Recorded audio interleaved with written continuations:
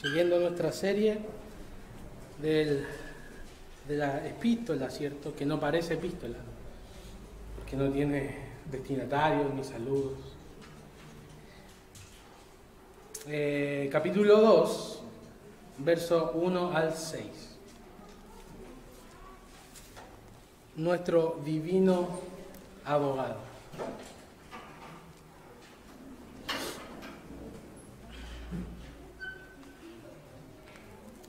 Pongamos el sentido, hermanos. Pongamos el sentido en la lectura.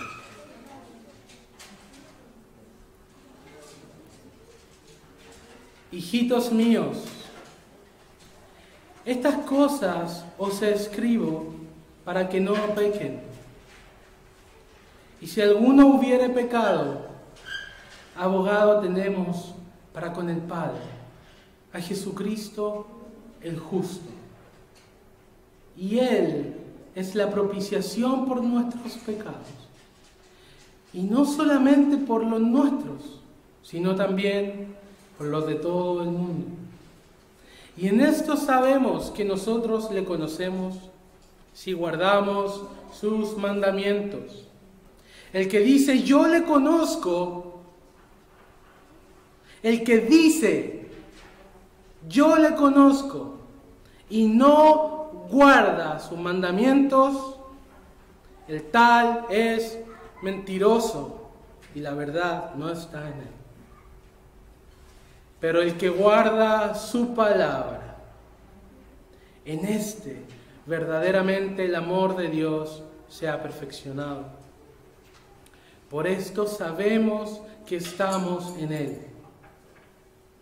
El que dice que permanece en él debe andar como él anduvo. Palabra de Dios. Pero miraré al que es pobre y humilde de espíritu y al que tiembla a mi palabra, dice Jehová de los ejércitos. Padre celestial, nosotros somos polvo, una niebla que está un tiempo y después se desvanece. Pero tu palabra es para siempre. La hierba se seca y la flor se marchita, pero tu evangelio permanece para siempre. Nuestras generaciones venideras, tu evangelio seguirá resonando. Tu reino seguirá extendiéndose y el Espíritu Santo seguirá obrando hasta que el último de los escogidos entre en tu reino y entonces vendrá el fin. Esperamos, Señor, con confianza por tu palabra y pedimos la iluminación de tu Espíritu Santo, ya que nuestra propia carnalidad y mundanalidad nos alejan de tu palabra. Así que pedimos que limpies nuestra conciencia, nuestros corazones, que afirmes nuestros pensamientos y nuestro corazón para que te temamos en esta hora. Por los méritos de Cristo el Señor. Amén. El apóstol Juan fue conocido junto a su hermano como Boanerges. ¿Recuerdan? A Jesucristo los tildó de esa manera. Y le dijo que eran hijos del trueno, porque eran personas muy airosas, enojadizas.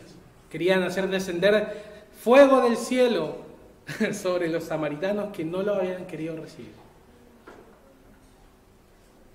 Y vemos que el apóstol Juan, un hijo del trueno, un rudo, joven, imprudente discípulo, ahora se le conoce como el apóstol del amor. Y en nuestro texto, él abre esta sección diciendo, hijitos míos. Hijitos míos. Y esta palabra, hijitos míos, es una palabra en diminutivo, por eso utiliza la palabra hijitos y no hijos, que denota gran cercanía relacional entre el apóstol Juan, ya anciano, y los destinatarios de la carta. Como la relación que hay entre el padre y su pequeñito, entre un padre y y su pequeñita, de gran afecto, de gran unión, de gran relación. Este apóstol que fue rudo fue transformado por la gracia de Dios. Y ahora les dice a sus hermanos: hijitos míos. Se me venía a la imagen lo que dice Proverbios 1:8, cuando el padre sienta a su hijo en sus piernas y le dice: oye, hijo mío, mis palabras, oye la instrucción de tu padre, y no deseches la voz de tu madre. Guarda el mandamiento y vivirás. El padre desea el bien del hijo, ¿cierto? Todos los que ustedes son padres, ustedes desean vida para sus hijos. Pero la vida no solamente viene a través del alimento y del techo que ustedes proveen a sus hijos, sino principalmente del mensaje que ustedes les entregan. Así, si un padre provee alimento, pero no provee el mensaje de la verdad, no es un padre amoroso. El apóstol Juan, por el contrario, le dice: hijitos míos, pequeñitos míos, hijos de mis entrañas, estas cosas les escribo, es decir, el mensaje que les estoy dando, para que no pequen. El objetivo del apóstol Juan al escribir su epístola es la santidad de la iglesia. Así como los padres deseamos que nuestros hijos crezcan en justicia y santidad para con Dios, el apóstol Juan desea que sus hijos espirituales crezcan en santidad. Y aquí el apóstol Juan, y el deseo y objetivo por el cual él está escribiendo esta carta, se alinea directamente con lo que Dios desea para nuestra vida. Porque 1 Tesalonicenses 4:3 dice que la voluntad de Dios es nuestra santificación. Efesios 1:4 dice que el Padre nos escogió antes de la fundación del mundo. ¿Para qué? Para que fuésemos hechos santos y sin mancha delante de Él. La misma oración de nuestro Señor Jesucristo de intercesión en Juan 17, versículo 17, dice: Padre Santo, santifícalos en tu verdad. Tu palabra es verdad. El apóstol Juan lo que está queriendo decir en estas primeras palabras: hijitos míos, estas cosas os escribo para que no pequéis, es atacar el pensamiento de que la vida cristiana pudiera ser compatible con una vida de pecado. La nueva vida en Cristo no tiene compatibilidad con la práctica del pecado. Y el apóstol Juan está atacando un pensamiento, ¿cierto? Ustedes recuerdan esto que se les introdujo cuando se les habló del gnosticismo. Los gnósticos creían que podíamos hacer lo que queríamos con el cuerpo, porque lo importante era el espíritu, no el cuerpo.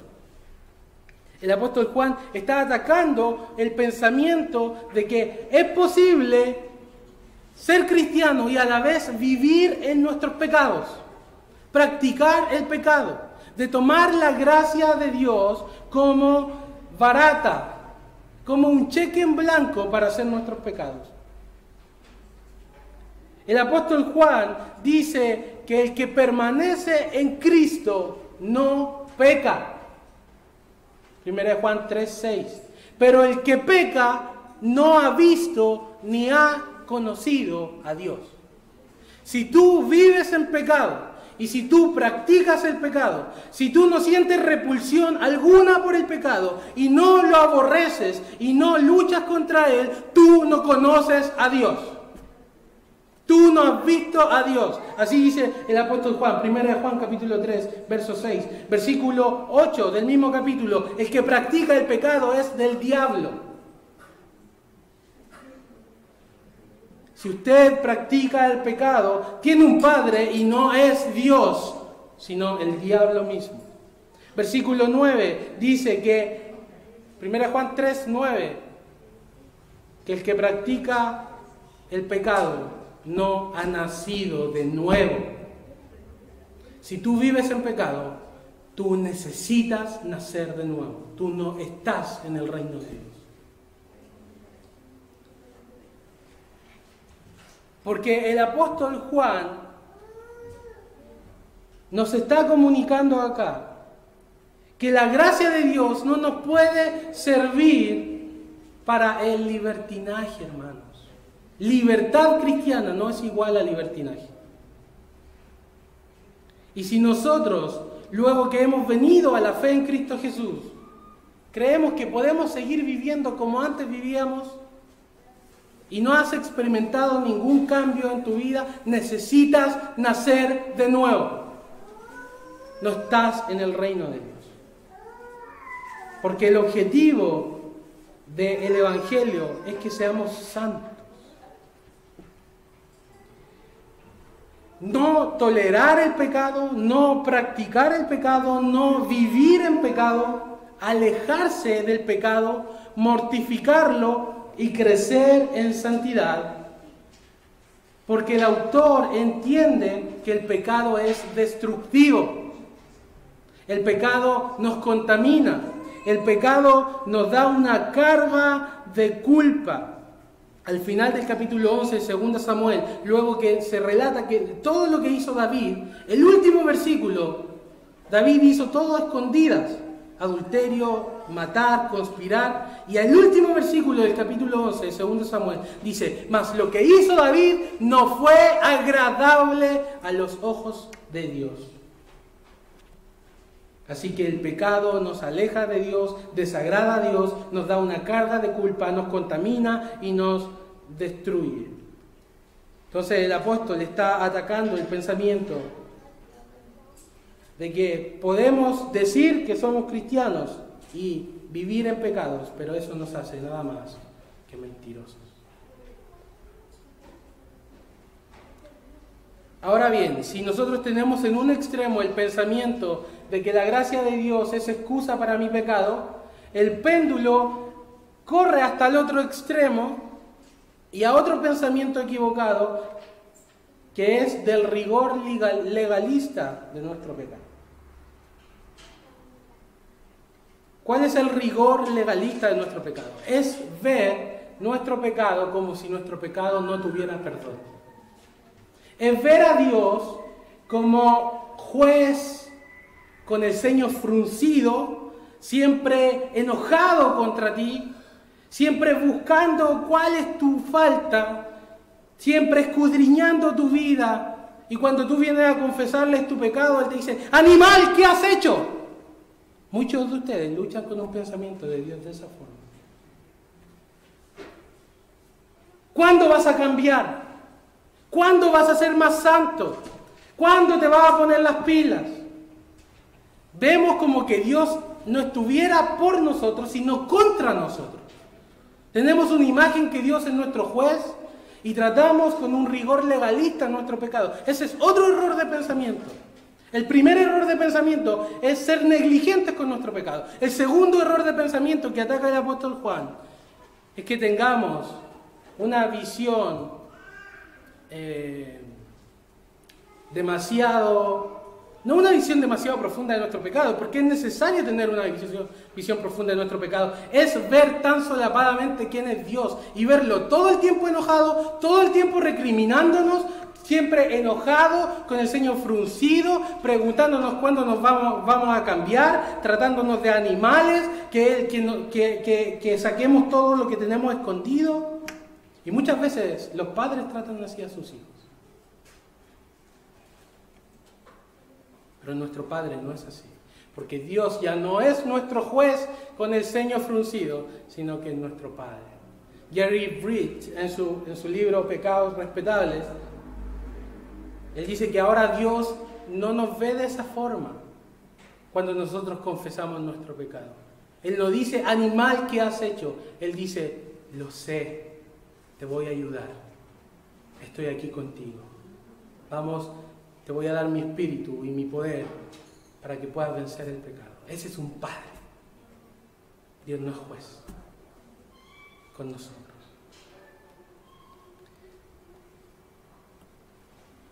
Quien sufrió de esto, y a propósito del 31 de octubre, fue Martín Lutero. Martín Lutero, antes de encontrarse con el famoso pasaje que abrió su mente al paraíso, como él lo describe, él luchaba con una visión de un Dios airado, todo el rato contra él.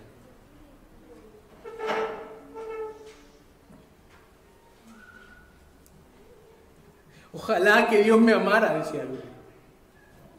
Ojalá que pudiera sentir el amor de Dios, pero lo único que siento son mis pecados pesando en mi conciencia y la ira de Dios contra mi alma. Hasta que se encontró con el pasaje de Romanos 1, 16 y 17, donde dice que la justicia de Dios en el Evangelio se revela por fe y para fe, como está escrito, mas el justo por la fe vivirá. Y ahí él vio que nada de lo que podía hacer iba a traer una justicia perfecta que pudiera ser agradable delante de Dios, sino la justicia de otro. Porque en el Evangelio la justicia de Dios se revela por fe. Y ahí él entendió que era la fe en la justicia de Cristo lo que lo hacía aceptable y amado a los ojos de Dios, y no su propia justicia. Porque él luchaba por ser justo. Y iba y se confesaba al Padre: Padre, pecado, pensé esto, deseé más comida. Él era un monje, deseé más comida de la que me correspondía. Y se iba, y estaba 3 horas confesando sus pecados, y se iba, y el Padre le decía: te absuelvo. Y se iba, y en el camino que se iba para su pieza, se acordaba de otro pecado y volvía 3 horas más a confesar su pecado. Y no encontraba paz.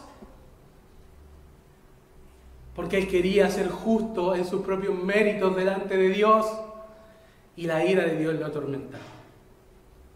Porque si nosotros nos miramos a nosotros mismos, nunca vamos a encontrar perfección, sino solamente en la justicia de Cristo. Y ahí a Lutero, él describe ese pasaje como que se le abrió las puertas del paraíso, y experimentó él el nuevo nacimiento. Y Dios hizo a través de él una obra que perdura hasta el día de hoy. Entonces muchos de nosotros también tenemos esta visión de Dios equivocada, un rigor legalista con nuestro pecado. Y Juan ataca este pensamiento también. Recuerda, el primer pensamiento antinominiano, le podríamos llamar, negligente con el pecado, él lo ataca diciendo que el objetivo del mensaje es la santidad. Si tú tienes problemas con la negligencia de tu pecado, esta es la solución que da Juan. El objetivo de tu vida es la santidad. Por tanto, no pienses que puedes pecar libremente y vivir en tu pecado mientras confiesas a Dios. Y el otro extremo, pensar, ¿cierto?, en este juez enojado contra nosotros todo el tiempo, él lo ataca de esta manera. Y dice: y si alguno hubiere pecado. Y aquí Juan reconoce inmediatamente que lo que acaba de decir, que el objetivo es que no pequemos, no significa perfección moral. No significa perfección moral. No significa que el cristiano nunca en su vida, después de haber creído, va a pecar. No significa eso. Significa que el cristiano no vive en pecado. No practica el pecado. No se deleita en el pecado. No tolera el pecado. El cristiano aborrece el pecado. Pero el cristiano peca. Y él dice: y si alguno hubiere pecado. ¿Has pecado contra Dios? ¿Pecaste? ¿Has pecado contra Dios? ¿No? ¿No? ¿No han pecado contra Dios? Entonces esto es para ti. Pecador, pecadora, pecador. Si alguno hubiere pecado, abogado tenemos. Amén. Abogado tenemos. La palabra aquí, pecado, si alguno hubiere pecado, es una cuestión gramatical en el griego que me tomaría 2 minutos de explicarte y después se te va a olvidar, así que no te lo voy a explicar. Solamente te voy a decir que la palabra significa una eventualidad. Si alguno hubiere pecado, es un evento, no es una práctica. El cristiano eventualmente peca, no practica el pecado, eso es lo que significa. Es una eventualidad. Y el apóstol dice, si has pecado, no creas que tienes un juez con el ceño fruncido todo el rato mirándote y recriminándote. Tienes un abogado para con el Padre. No para con el juez, para con el Padre. Tu Padre, Jesucristo, el justo. Y esta palabra, abogado, en el griego es paracleto. ¿Te suena esa palabra? Paracleto. Solamente se usa 4 veces en la Biblia. Y todas la usa Juan, 3 veces en su evangelio y 1 vez solamente en este lugar. Y cuando él habla de paracleto, habla del Espíritu Santo en su evangelio. Os enviaré otro. ¿Otro qué? Y ahí la palabra es paracleto y se traduce como consolador. ¿Y por qué aquí no dice consolador, hermano Cristian? Porque la palabra paracleto significa el que está al lado y te ayuda. Entonces, como aquí el Hijo está frente al Padre, da la idea de una intercesión. Como está esta idea del Hijo frente al Padre, da la idea de una mediación. Mientras que el Espíritu Santo, ¿cierto?, viene y te ayuda en tu debilidad, te consuela en tu dolor. Así que puede traducirse de las 2 formas, dependiendo del contexto. Está bien traducida acá. Abogado tenemos el que, aquí, la Magyana que estudia leyes, va a ser una abogada. ¿Qué hace el abogado? Media. El abogado media, defiende. El abogado intercede, habla y argumenta para salvar al acusado. ¿Sí o no? Nuestro Señor Jesucristo es nuestro abogado. Y hay una imagen en las Escrituras, hay varias, pero una que me llama mucho la atención es algo que ocurre en el libro de Génesis. No te voy a pedir que busques, solamente que escuches la historia. ¿Recuerdan cuando José era Safnat Panea, ¿cierto?, en Egipto, el virrey, y había una gran hambruna, y la familia de Israel, de Jacob, estaba muriendo de hambre, y manda a sus hijos a buscar comida a Egipto.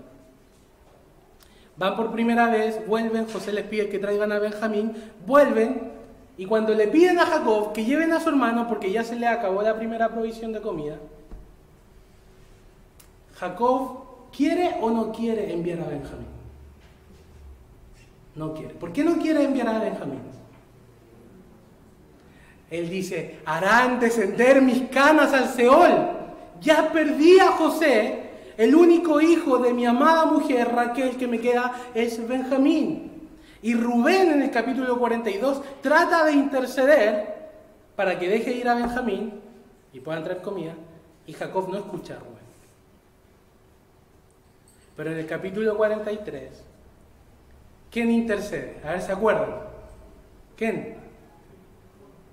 No escucho. Judá. Judá intercede. Y en el versículo 9, estas palabras son gloriosas. Él intercede, media como un abogado por sus hermanos ante su padre Jacob. Y dice, yo responderé por él. A mí, dice Judá, me pedirás cuenta. Y si yo no te lo vuelvo a traer, y si no lo pongo delante de ti, seré para ti el culpable para siempre. ¿Ves ahí cómo Judá actúa como un abogado? Como un mediador, como un intercesor. De la misma manera intercede nuestro Señor Jesucristo por nosotros. Pero nuestro Señor Jesucristo, y aquí Magyana sabe, y la voy a citar todo el rato porque ella estudia Derecho, existe algo que se llama en leyes atenuantes, ¿cierto, Magyana? Atenuantes. Que cuando se encuentra a alguien culpable, se buscan ciertas razones para que se atenúe la pena, el castigo. El abogado también intenta probar la inocencia del acusado. Yo me pregunto, ¿Jesucristo trata de probar tu inocencia? ¿Jesucristo trata de dar atenuantes a tu comportamiento para que la pena sea más baja? Jesucristo dice, sí, Él es culpable. Sí, ella es pecadora. Sí, ella merece el juicio. Sí, Él merece el juicio. Pero como Judá, Jesucristo intercede y dice, pero yo responderé por Él. Pero yo responderé por Él. A mí me pedirás cuenta. Yo daré cuenta de sus pecados. Yo daré cuenta de sus faltas. Ella es culpable. Él es culpable. Él no atenúa tu falta. Dice, sí, la sentencia es justa, pero yo respondo por Él. Como Judá dijo. Y yo seré el culpable por Él para siempre delante de ti. Porque Él llevó nuestras culpas. Entonces Jesucristo no es un psicólogo barato, que te trata de decir que no es tu culpa, que tú eres mentiroso porque la sociedad te hizo así, que tú eres ladrón porque en tu niñez te robaban y cosas así. Él dice, sí, tú eres culpable, pero yo soy tu abogado. Y yo intercedo por ti. Yo doy cuenta por ti. ¿Quién es este abogado que nos dice aquí el texto? Dice que es Jesucristo. Versículo 1. Si alguno hubiere pecado, abogado tenemos para con el Padre, a Jesucristo. Y aquí se está refiriendo a Jesucristo como este Dios encarnado, ¿cierto? Una palabra compuesta en el original, Jesús y Cristo. Jesús el ungido. ¿Y cuándo fue ungido Jesús para ser nuestro abogado? Primera de Pedro dice, el Cordero destinado desde antes de la fundación del mundo. Cristo fue llamado por Dios antes que tú nacieras para darse a ti como un regalo, como un abogado, como un ayudador, como un mediador, porque hay un Dios y un solo mediador entre Dios y los hombres, Jesucristo. Y Él fue dado a ti antes del tiempo de los siglos. ¿Y cómo es nuestro mediador? La Escritura nos dice, justo. Jesucristo, el justo, el vicario. Y si tú tienes una causa judicial,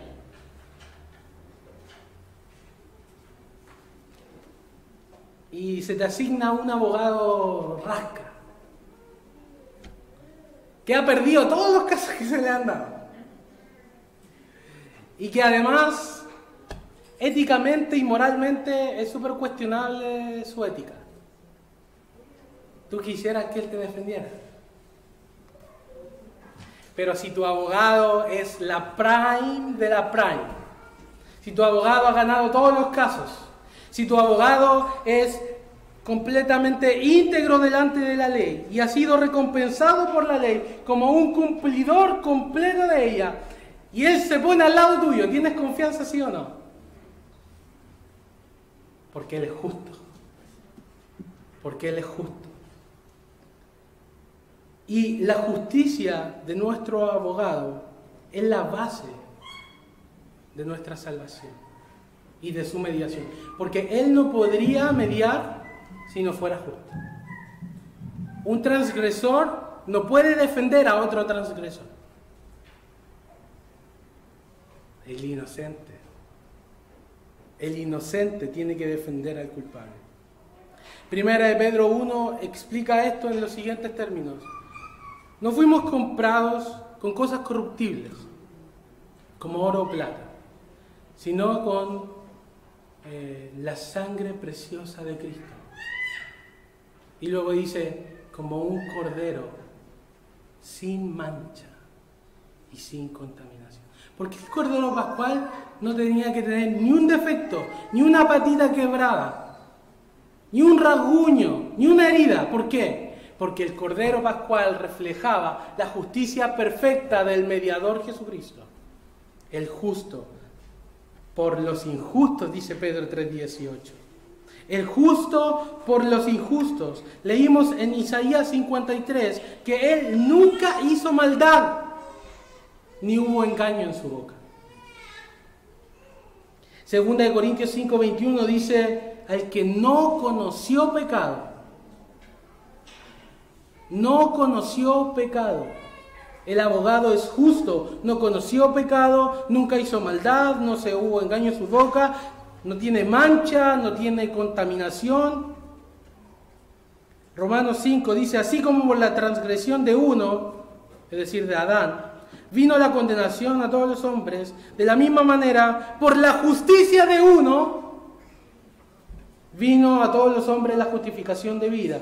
Porque así como por la desobediencia de un hombre, los muchos fueron constituidos pecadores, así también por la obediencia de uno, los muchos serán constituidos justos. Y aquí, mis queridos hermanos, se nos habla de lo que en teología se conoce como obediencia activa de Cristo.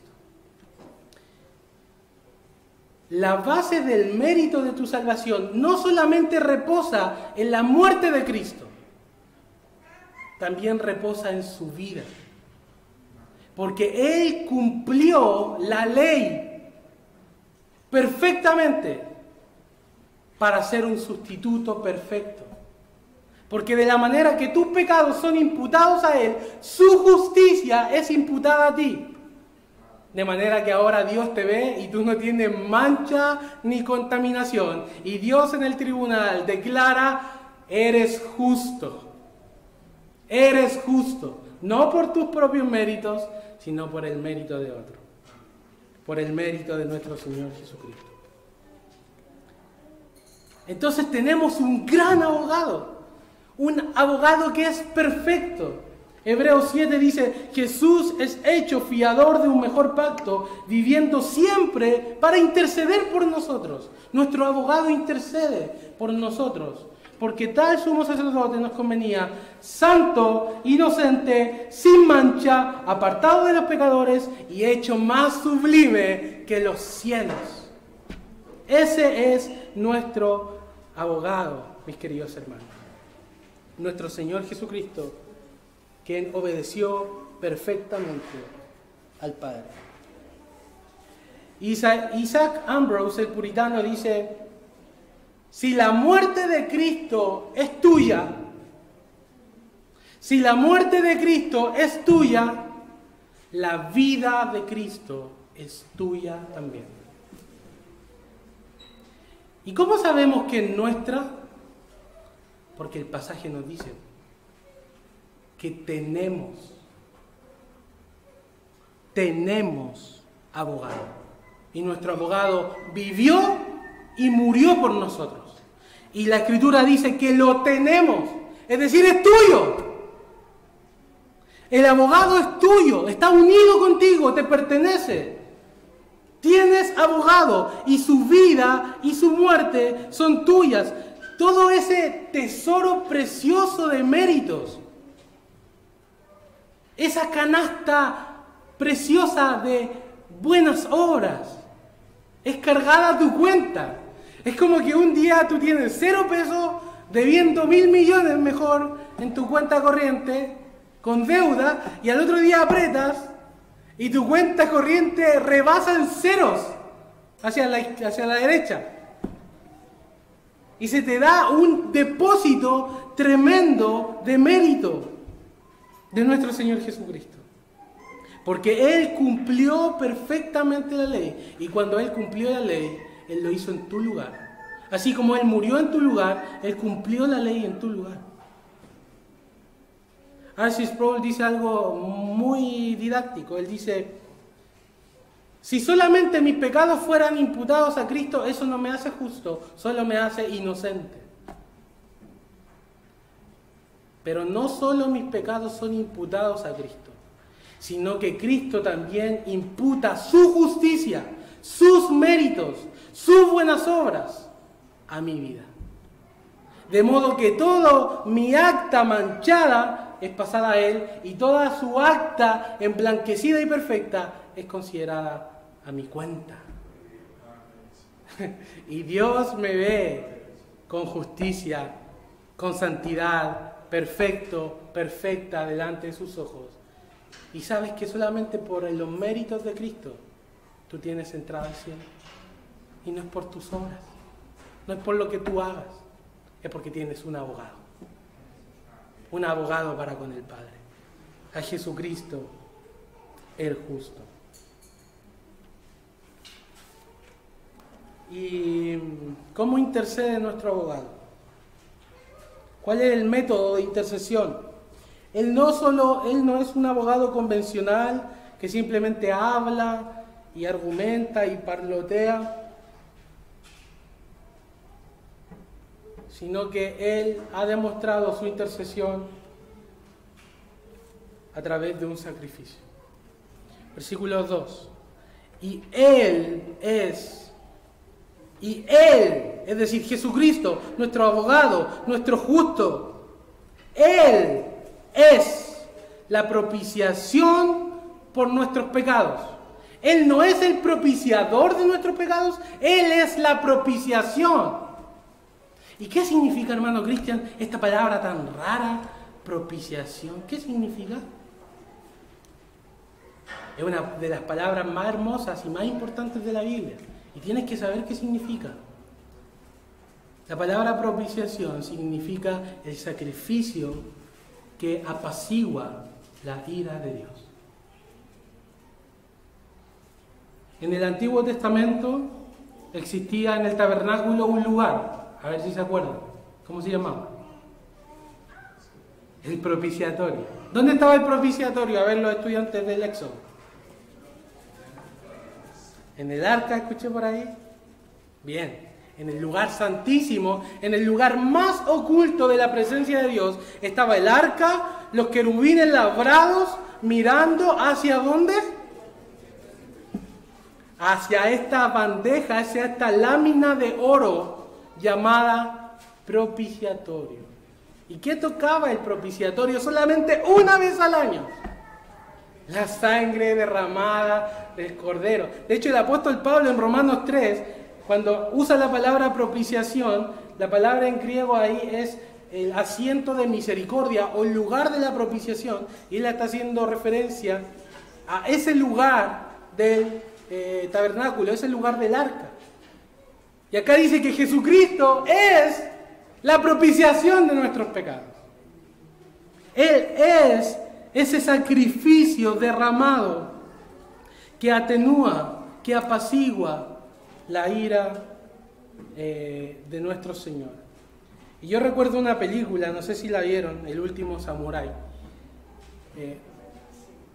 Una vez que ellos están escapando del ejército japonés, los samuráis van corriendo porque están en desventaja, y el hijo del líder de los samuráis se queda para que sus amigos puedan escapar. Y la imagen es, él se pone en un puente y recibe todos los disparos del ejército japonés en lugar de sus amigos, para que sus amigos tengan tiempo de correr y escapar. La imagen de la propiciación es algo como eso. Es la ira de Dios que desciende del cielo contra toda injusticia, dice Romanos 1:18. Y si Jesucristo es justo, tú eres injusto. Tú eres injusta. Y por tanto, la ira de Dios desciende del cielo contra toda injusticia e impiedad de los hombres que detienen con injusticia la verdad. El Salmo 5 dice que Jehová está airado con el pecador todos los días de su vida. Hay una copa de ira para los que se rebelan contra el trono de Dios y la van a beber por haber transgredido su ley. Y la propiciación es el sacrificio que se pone entre tú y Dios para que la ira de Dios no llegue a ti y caiga sobre el sacrificio. Ese es el significado de la propiciación. Entonces la ira de Dios es como un incendio grande, pero la sangre de Cristo apaga el incendio. La ira de Dios son gritos de acusación a tu conciencia, pero las acusaciones son silenciadas con el sacrificio de Cristo. La ira de Dios es como una copa que tú tienes que beber, Pero Jesucristo dijo, la copa que me va a dar de mi Padre, no la he de beber. Y Él bebió toda la copa en la cruz. Tú no tienes que beber una gota de copa de ira. Y para ti hay solamente una copa de salvación. Y una gota de ira tienes que beber. Porque tienes un sacrificio que atenúa, que apacigua y que desvía la ira de Dios. Es como un río poderoso que viene sobre una pequeña ciudad, un río furioso, turbulento, que viene sobre una ciudad para destruirla. La propiciación es como que se abre una grieta 1 centímetro antes que llegue al pueblo, y se abre, y es de tal magnitud la grieta que traga toda la furia del río y la ciudad se salva. Así es con tu vida. La ira de Dios. Tú eres un hijo de ira, dice el apóstol Pablo. Eres una hija de ira. Pero tienes un propiciatorio. Y tienes a alguien que es la propiciación por tus pecados. Delante del Padre, tu propiciación es tu abogado. Jesucristo el justo.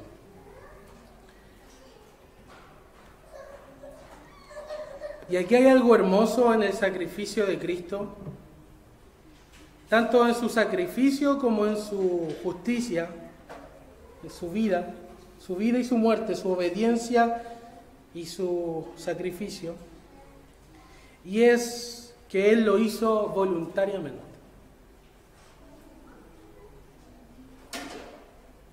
Con respecto a su vida, el Salmo 40 dice, sacrificio y ofrenda y holocausto no te agradaron.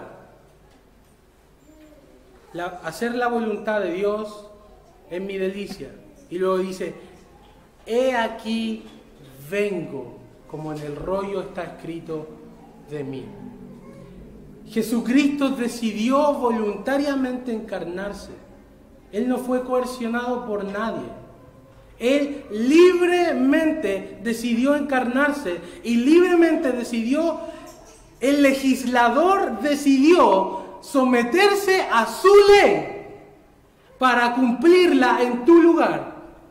Y no solo su vida fue voluntaria, sino también su muerte, como dice en el Evangelio de Juan, capítulo 10, nadie me quita la vida, sino que yo de mí mismo la pongo.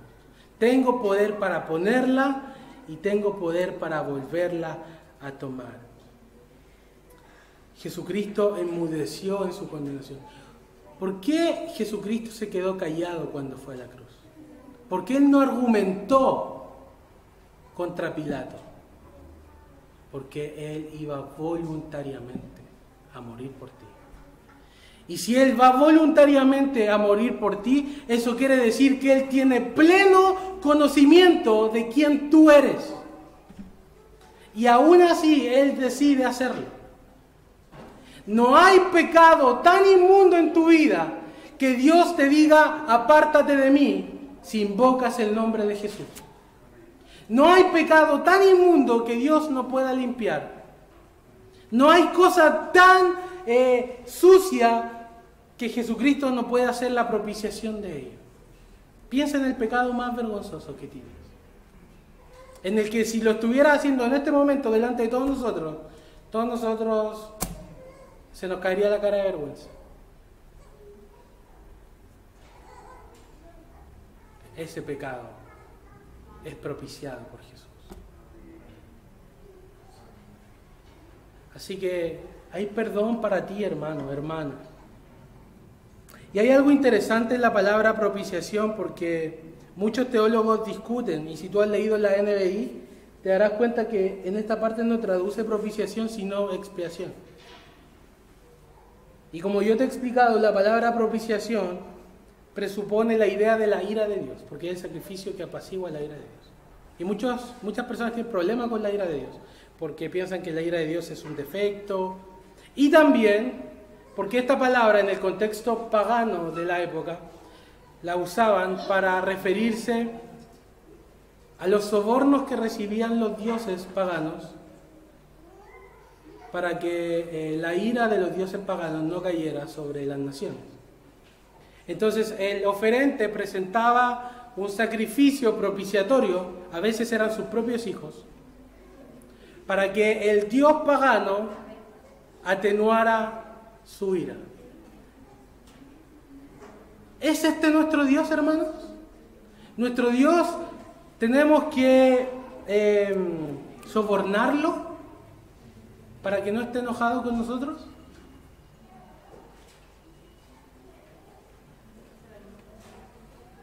Nuestro Dios no es como ese Dios pagano. Porque el origen de la propiciación no está en el hombre. El hombre es el que presenta la ofrenda para sobornar al Dios pagano. En la Biblia, el que ofrece el sacrificio es Dios, no tú. Quien es propiciado es Dios. Quien es la propiciación es Dios. Quien llama a su Hijo para hacer propiciación es Dios. Soli Deo Gloria.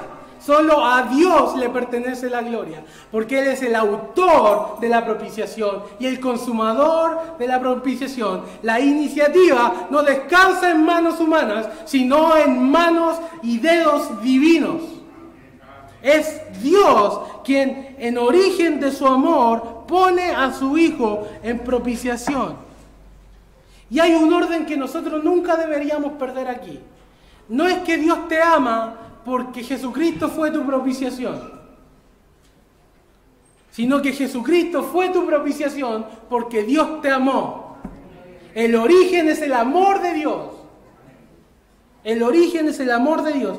¿Y de dónde saca usted esa idea, hermano Cristian? Bueno, en 1 de Juan capítulo 4, versículo 9, dice, versículo 10, en esto consiste el amor a Dios, no en que nosotros hayamos amados a Dios, no es por tus méritos, no es por tu amor, no es por tus lágrimas, no es porque vengas a la iglesia, no es porque leas tu Biblia, hermanos. En eso no consiste el amor. El amor consiste ¿en qué? En que Él nos amó a nosotros y envió a su Hijo en propiciación por nuestros pecados. Y ahí tú te das cuenta que el orden correcto es que Dios te amó aún cuando tus pecados no estaban propiciados. Él te amó en tus delitos y pecados. Él te amó cuando aún eras pecador, cuando aún estabas perdido, y envió a su Hijo para limpiarte, porque te amó. Así que la propiciación no descansa en manos humanas, sino en divinas. Y el origen de esto es el amor del Padre, el amor del Hijo y el amor del Espíritu Santo. Y tú tienes este abogado. Leamos de nuevo. Y si alguno hubiere pecado, tenemos, y esa palabra es muy importante.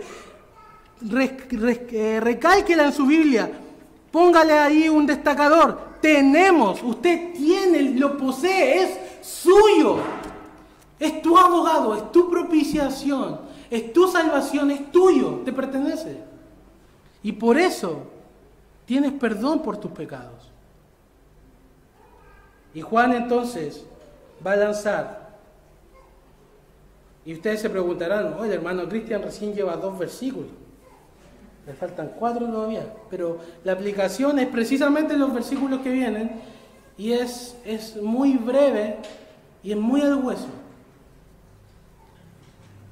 Porque si tú has entendido este gran amor de Dios, ¿qué abogado tienes? Y la propiciación por tus pecados, tú vas a tener... ¿Cuántos de acá se sienten agradecidos en este momento? Agradecidos porque tienen propiciatorio, porque tienen un abogado que está hablando por ustedes ahora mismo al Padre, intercediendo por sus pecados, porque el abogado está diciendo, yo respondo por él, a mí me darás cuenta, yo soy el culpable, él es justo por mi sangre. ¿Cuántos sienten gratitud? ¿Cuántos sienten un deseo de amar más a Dios? Eso es lo que produce el Evangelio. El versículo 5 dice, el que guarda su palabra, en este verdaderamente el amor de Dios sea perfeccionado. Y ahí tú te das cuenta de que tu problema de santidad, de que tu problema con el pecado, es que simplemente no has profundizado lo suficiente en el amor de Dios. Porque si profundizaras más en el Evangelio, amarías más a Dios. Y por tanto guardarías más su palabra y serías más santo. Entonces es aquí el orden bendito, hermanos. El orden bendito por el cual nosotros debemos vivir nuestras vidas. Contemplar, gustar, estudiar, dedicarnos al Evangelio.